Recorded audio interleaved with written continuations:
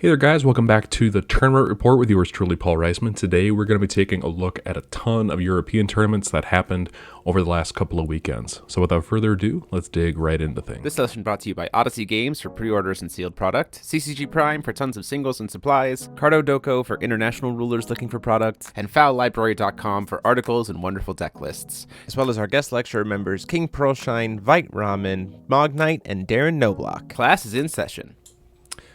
All right, let's dig into one of the first tournaments that happened near the end of April.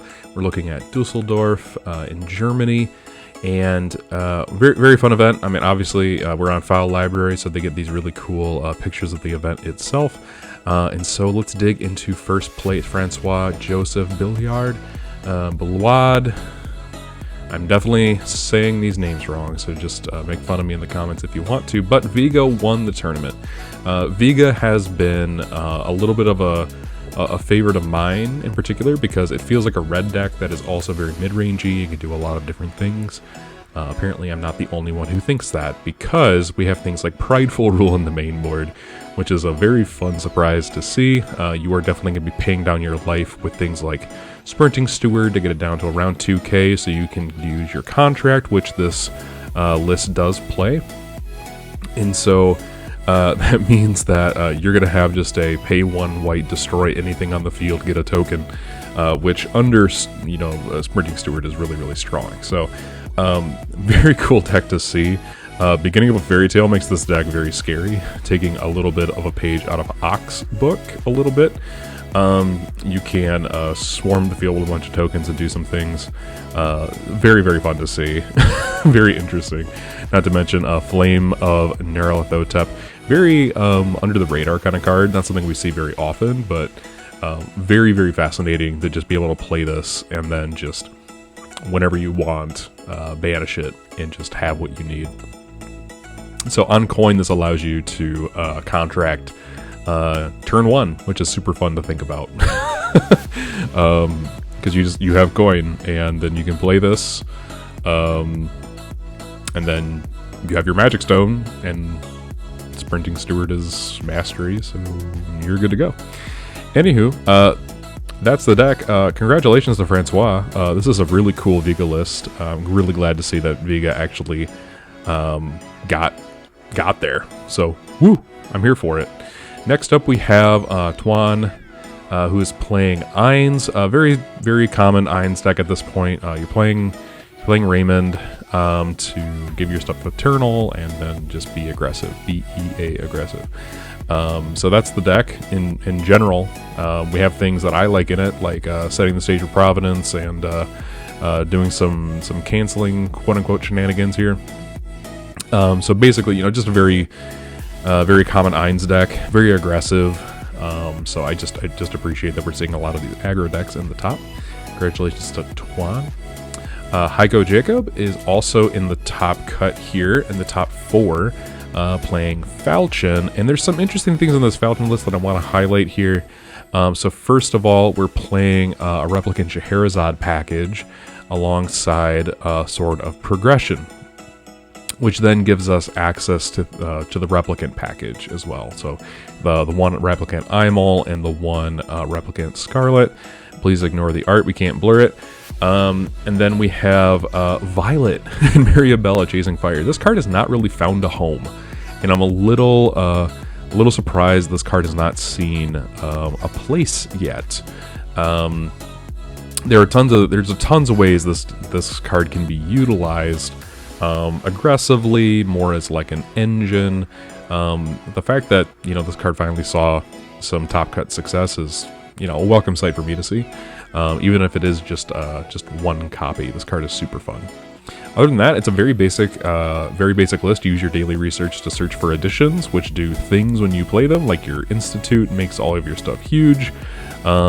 He's also main decking the Assaulted Archipelago, right? This is very interesting to see. This is one of the newer cards that came out of the War of the Suns. And so, other than that, we've seen a lot of this stuff before, but it's really, really strong still. So if you're into Falchion, if you like control decks, if you like playing additions, this is the deck for you. So congratulations to Heiko, and then we are moving on to Jean-Paul Clintworth, who got into top cut with his Welser control. There's a lot of really interesting things going on here, in the sense that the philosophy of the deck is just like I can't run out of resources before you do, right? So it's gonna be really hard for you to kind of get over that. And so we have things like Sword of Progression, which are essentially free when you cast them with Welser, because you pay the will in, and then Welser's effect recovers the stone you used. So very powerful there. And of course, you're playing Sword of Progression, which means you get access to things like Replicant Scheherazade once again. This little engine is going to be cropping up in this tournament quite a bit. And I kind of like it. One Replicant Scheherazade with Sword of Progression means you get access to some other stuff in your sideboard, which means you can just include more tools. And then Replicant Imel is just a really good control card.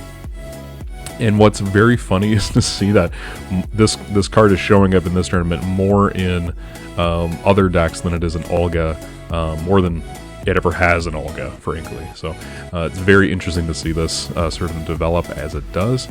This is just a pure value deck, right?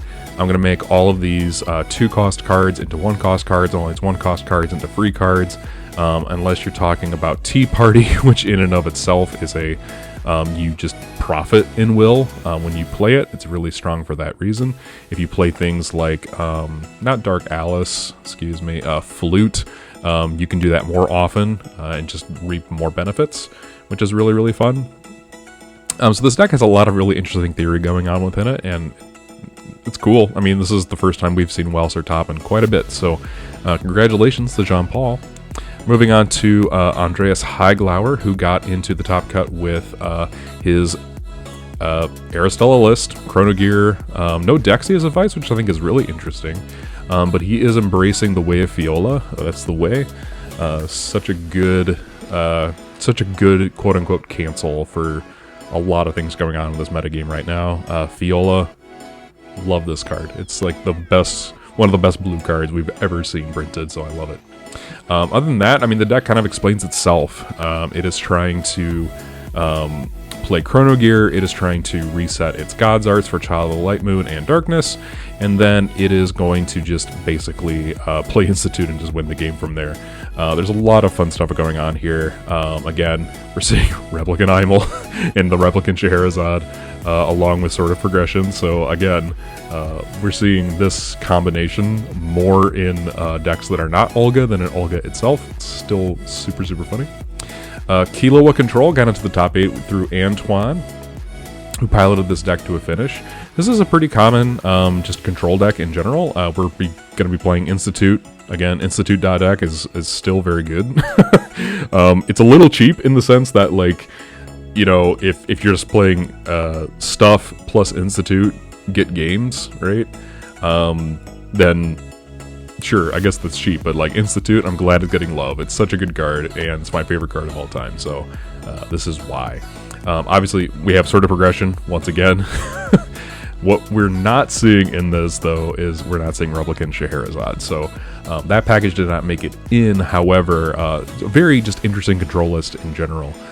Using your Disrupting Shout for cancels alongside Sword of Progression, using Divine Lightning to say, you don't get to contract. Nice try, though. That's just solid stuff. Megiddo is an amazing addition.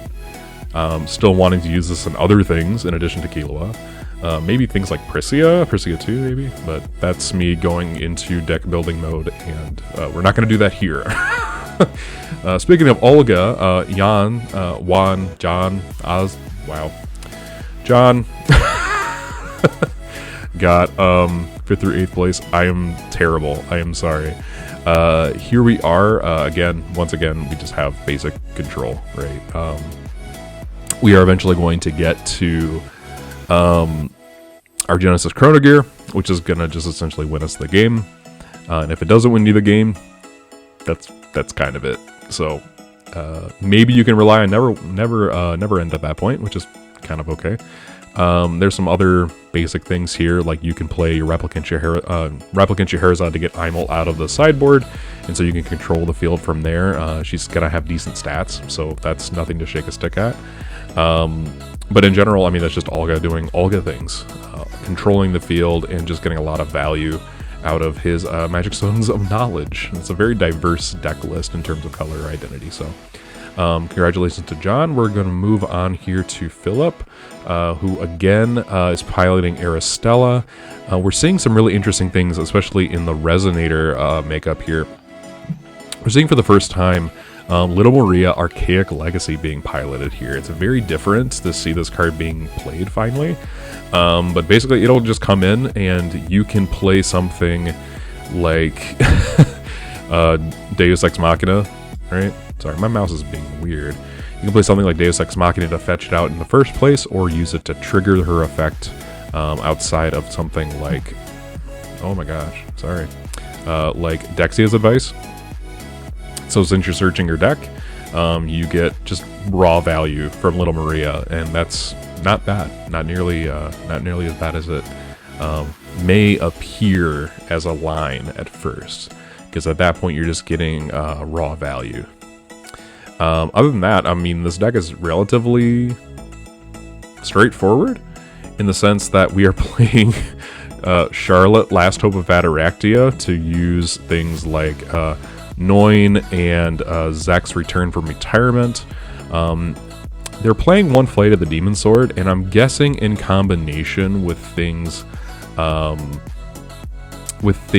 like Charlotte, you get to cast this despite the fact that you don't have Gears entities to produce will for you. So in that scenario, it being free means you still get the effect off. I'm just going to make that generous assumption. Excuse me as my mouse wigs out once again. That's the end of all of the tournaments here at Düsseldorf. Congratulations to everyone who topped, and I'm sorry to everyone whose name I mispronounced. I am awful, and I'm still trying to get better at pronunciation. So we'll just move on now to the tournament in Valencia, Spain. Valencia was interesting because we saw Alberto win with Aristella once again. Very common deck at this point. Obviously, Jeremy has been hyping Charlotte, the inheritor of the 7th power, for a very long time because it survives Child of the Darkness Moon. It can't be killed off that easily. It can't be killed by things like Persephone's or any of the other black removal we have in the game right now. So this card's got value, plus it digs into your sideboard for things like Birth of the Twin Princes, which is just free if you pay the mastery cost with Aristella. So definitely heard a lot of positive things from Jerbear around this. Obviously, we're still playing Campanella and Fiola. Once again, Rock and Fiola. Love that. And all of the other basic combos that we're seeing in addition to Persephone. The rest of this is just going to be the combination of not only Dexia's Advice, but you're also playing Excalibur Chrono Gear to not only reset all of your God's Arts on your Moon Children, but then you have this amazing endgame monster. It just is a casual 2020 to help you win the game. The deck is very fun, looks very interesting, and this is kind of where Aristella is now. Like, it just gets more and more honed as time goes on. So Aristella, pretty boy of the format. Congratulations to Alberto for getting into the, just getting the win in general. And moving on to Olmo Fernandez. If you know Olmo, I do. He used to play an Athenia deck that I really loved, and it made me love Athenia even more. He's gotten into second place now with Vega. So Vega's really starting to come back in terms of his playability. He's playing some really interesting techs here, like Dodgy. Dodgy will dump your Sealed One-Eyed Dragon, which is really interesting. Really good combo there. You're seeing, again, Little Maria. Is interesting to see this come out. You're seeing the ability of Little Maria to work in combination with things like Dodgy, which is fun, but then you also see things like Invitation to Purgatory, and you're like, what is going on in this deck? It's so fun. Obviously, we're also playing the Contract, which I think is also a very interesting concept here. We're not seeing a lot of Pain Stones, so we're relying pretty heavily on Sprinting Steward to get us down to the point where Inferno makes a lot of sense. Viga is just potent and very powerful, right? And clearly there are some different ways in which we can construct Viga to get something more out of his resonators, but what's been at the core of the deck for the longest time has been the Inferno combo alongside Extract and Berserker. That has been something that has always been available to Viga and has always been really potent, and now we're starting to see people embrace that once again. Also, just small shout out to Castle of Beatrice in the sideboard. I love that it's there because you can just dump it with zombie, and then all of a sudden you've got like this recursion tool that is super fun. Anyway, congratulations to Olmo for getting second place. We're moving on to Francisco Ariza, who also was on Aristella. We're seeing something pretty much exactly like what you would come to expect, right? Not playing the Chrono Gear. And honestly, we're not even playing Dexia's Advice. We're just playing like good control Aristella with things like Black Witch, Aphrodite, Magnus Guardian Beast to just get raw value off of the inner effects of those cards. And then we just have a good suite of control cards. Flashing Smile gives you board control. Keep the Faith brings back things like Guinevere, Dark Alice, Rabbit Princess, Never End, things like that. So, I mean, you can still get to the win conditions that Aristella has been using for a very long time, but now you get the benefit of using things like Sword of Progression to help you maintain that advantage. So, congratulations. I'm really kind of impressed that this didn't have Dexia's Advice or the Chrono Gear attached to it in any way. So, this is just cool. Anyway, moving on here. Thank you for Francisco getting into this top 4. Ivan got top 4 as well with the exact same list. So I'm not going to talk too much about this, but it's interesting to see that this list not only made it into the top 4, but made it into the top 4 twice, which says a lot about its potency, I think. Alberto Gomez got into the top 8 with Asuka. Very weird that we're actually seeing Asuka for... I don't know about you, but I completely ruled Asuka out of the format. So to see her in this moment actually making a little bit of a resurgence says there's some really interesting things going on here. I'm really glad someone is playing... Where's the Sacred Tree? The Sacred Tree of the Paramita of the Dead. Love this card. This card is so ridiculous. The fact that it's got Eternal, it's got a 10 defense, it's just a 1-cost green card. You can just bring it back. I love this card. I love this card in so many different ways for so many different reasons. I don't know what else to say. I just love this card. The fact that it's in there. Also, putting it under Institute is very, very funny. So this thing is doing very similar things as Asuka's always done, including, though, a couple of, actually one Melfi to mill off and then bring it back and then just continue your plays. It's a really good extending tool. It also nets you a card in hand alongside Guardian Dragon of the Kingdom. Very helpful for that as well. The main board is still offering some really interesting ideas. The Silence of a Dark Knight is a very interesting idea that's being promoted here. I don't know how I feel about this. I don't know where I sit on this inclusion, but it is free off of End of Night, and your opponent just gets hit for 600 life, or they have to get rid of a Resonator and you gain 6 life. So maybe there's some ways to get around Never End there that I'm sensing, kind of. It's an interesting inclusion. I'm not sure exactly what it was meant to do, but the deck is very flexible, so I think this probably made sense to the player at the time. We're also seeing Death Scythe Rebooted being one of the main cards that Asuka is leaning into now.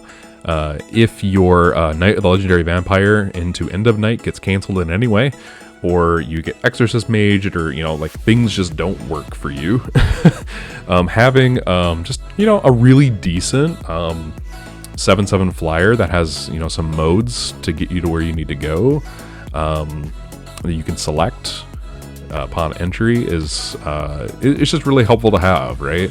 And Asuka really needed something like this, because if this does not pop off, you're kind of sitting in the water dead, so you don't have much to do here. So congratulations though to Alberto for getting into the top 8. I'm really glad to see Asuka coming back. I think she's just a really cool ruler. Alejandro Velasco, a friend of the channel, was doing some interesting things with Killua. What you see in the main deck here is some very similar cards that you would see in Aristella, with the exception of things like Allosaurus to just draw 4 cards out of nowhere, right? Moon Researcher to reset all of your Moon Children, which is really cool. You're also seeing Majin Subjugation. What is going on with this card? I absolutely love it. This is the card in the deck that you grab in case you want to play Alice Zeus Incarnate. Because, by the way, she is a Wicked Spirit because she's every race in the game. And then on top of that, you have... gosh, where is it? The Kingdom of Diversity Light Palace to just seal the game. So if you don't want to be playing something like Institute, you can just play Diversity Palace Alice instead. Very funny to see this. Very cool. I'm really glad this got into the top 8 because it shows that, you know, there's still like little accessible things that we can get to include in these decks that, you know, vary them a little bit, right? I mean, like the core is still there. You still have things like Light of Megiddo. Sorry, not Light of Megiddo, just Megiddo, Artificial Sun. And Divine Lightning to stop things, right? Predator Contract in general. But there's just other things you can do. This is a classic Killua control with diversity. So congratulations to Alejandro for getting into the top, I think it was top 8. Cool. Carlos Calabwig is also rocking Vega. Love it. Who needs who needs chance? Who needs additions? I'm just going to play Sprinting Steward and I'm just going to play Typhon, right? Who cares? Obviously, playing the Painter Gears and Chromivore to just be raw aggression, which is so fun to see. Just like, I do not care. I'm just going to go face and just go on from there. Also, rocking the Adam Brawley, the Unfathomable. Man, what an old but favorite card. I love Skittles. Skittles is such a great card. And it has so many applications. We're also seeing Engineer of Eternal for the first time in a very long time. So this is just basically like full aggro. We're going to play Sprinting Steward. We're going to swing at your face, and we're going to keep swinging at your face until you stop moving. And then if you do, we still have more in the tank in order to you know, continue doing more damage if we want to. I love this list. I think it's just funny to look at, and it's just funny to consider, right? So congratulations to Carlos. I love this deck. Moving on into Enrique's deck, another Vega deck. It's literally the exact same deck, so I'm not going to have that many words about it, but so fun to see that this deck did so well. We're moving on to Taipei City, Taiwan. We have a top 4 for you today, and I just want to stop on this picture because if there was a way for me to get a print of any Force of Will artwork, I'd be hype as crap. I would be like posting that stuff all over my office. So I'm really glad Replicant Imel got a print alongside the map. That seems amazing. How do we make that happen here in the United States? I just want to know. Patrick. They got first place. Patrick. I would do this whole thing in the Patrick voice, but I think Jeremy might just pull the video if I do that, so I'm not going to do that. Anyway, we're moving into what is the Seth the Arbiter Lab combo. So you're going to be playing things like Duet of Light to recur things like Laboratory from the Graveyard. You're going to be playing things like Rhea, which will just dump things into the graveyard. So there's one copy. I'm guessing they wanted to play it off of things like Dexia's Advice, which could then dump it, and then you can play Duet of Light to bring out the lab alongside, or you know, bring out the lab after you dump with Rhea. This cannot grab addition. So yeah, you are playing Rhea, dumping it, playing Duet of Light, and you will have set the Arbiter as a result of Dexy's advice, and you're just going to be looping your opponent and just getting raw value off of set the Arbiter. This thing is nuts. I don't know why this card exists and how we got away with not seeing it for so long. Whenever your opponent discards a card, you draw a card, and Laboratory just says, I'm going to discard a card, and your opponent has to discard a card. So you basically, you neg yourself once, and then you just draw your whole deck, and they lose their whole hand. And at that point, you just start sacking your own Resonators and recurring things from your graveyard. So things like Persephone, your Gyrians, if they're in the graveyard, your Athenas, your Aphrodites, your Witch. You just bring it all back, and then your opponent has no hand, and they have no field. It's the hottest thing since the Scythe combo. So I love this deck in general. It's just so fun to look at it. So congratulations to Patrick. Let's move on to Keenan Yop, who got second place. With Asuka. I mean, Asuka's great. I'm glad that we're seeing more and more Asuka.